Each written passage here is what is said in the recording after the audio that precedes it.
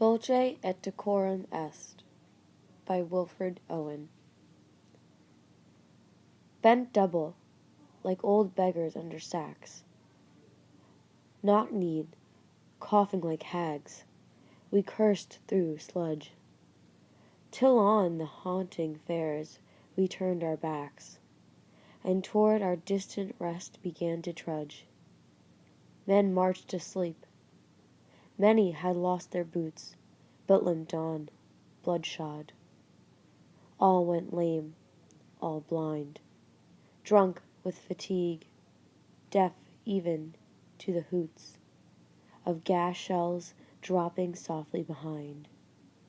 Gas! Gas! Quick, boys! An ecstasy of fumbling, fitting the clumsy helmets just in time. But someone was yelling out and stumbling and floundering like a man in fire or lime, dim through the misty panes and thick green light, as under a green sea I saw him drowning. In all my dreams before my helpless sight, he plunges at me, guttering, choking, drowning.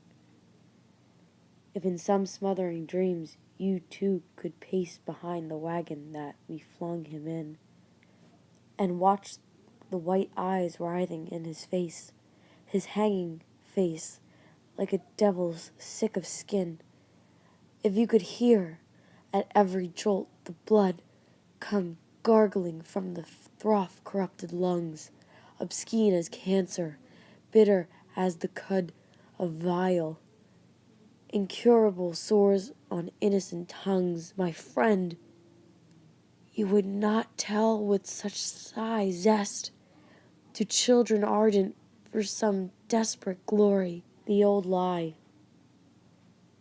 Dulce et decorum est pro patria mori. Dreamers, by Siegfried Sassoon. Soldiers are citizens of death's grey land, drawing no dividend from time's tomorrows. In the great hour of destiny they stand, each with his feuds and jealousies and sorrows. Soldiers are sworn to action, they must win some flaming, fatal climax with their lives. Soldiers are dreamers. When the gun begin, they think of firelit homes, clean beds, and wives. I see them in foul dugouts, gnawed by rats, and in the ruined trenches, lashed with rain, dreaming of things they did with balls and bats, and mocked by hopeless longing to regain bank holidays, and picture shows, and spats, and going to the office in the train. When You Are Old, by William Butler Yeats.